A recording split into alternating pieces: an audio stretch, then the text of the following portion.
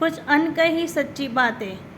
Please like share subscribe my channel. अधिकतर लोग यही जानते हैं कि रावण सिर्फ श्री राम से ही हारा था, लेकिन ये सच नहीं है। रावण श्री राम के अलावा शिवजी, राजा बलि, बाली और सहस्त्रबाहु से भी पराजित हो चुका था।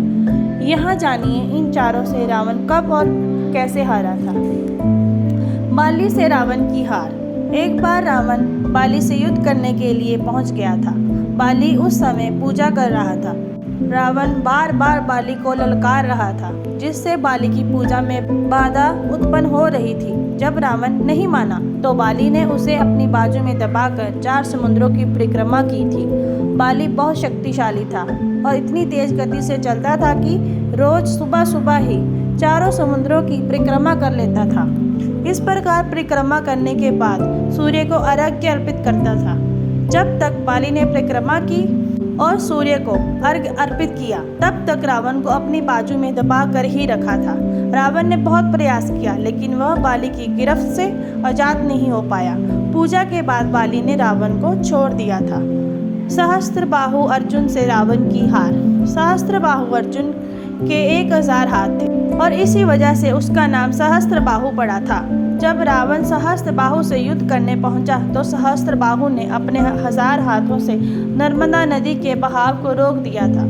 सहस्त्रबाहु ने नर्मदा का पानी इकट्ठा किया और पानी को छोड़ दिया, जिससे रावण पूरी सेना के साथ ही नर्मदा में बह गया था। इस पराजय के बाद एक बार फिर रावण सहस्त्रबाहु से युद्ध करने पहुंच गया था। तब सहस्त्रबाहु ने उसे बंदी बनाकर जेल में डाल दिया था। राजा बलि के महल में रावण की हार। दैत्यराज बलि पाताल लोक के राजा थे। एक बार रावण राजा बलि से युद्ध करने के लिए पाताल लोक में उनके महल तक पहुंच गया था। वहां पहुंचकर रावण ने बलि को युद्ध के लिए ललकारा। उस समय बलि के महल में खेल रहे बच्चों ने ही रावण को पकड़कर घोड़ों के अस्तबल में बांध दिया था। इस प्रकार राजा बलि के महल में रावण की हार हुई थी। शिवजी से रावण की हार। रावण बहुत शक्तिशाली था और उसे अपनी शक्ति पर बहुत ही घमंड हो गया था। रावण इस घमंड के नशे में शिवजी को हराने के लिए कैलाश पर्वत पर पहुंच गया था।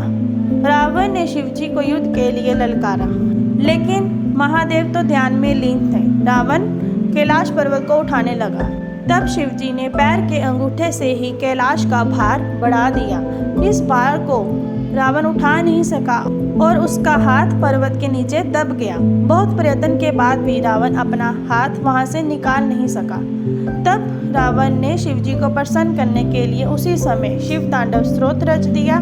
शिवजी स्त्रोत से प्रसन्न हो गए और शिवजी ने रावण को मुक्त कर दिया। मुक्त होने के पश्चात रावण ने शिवजी को अपना गुरु बना लिया।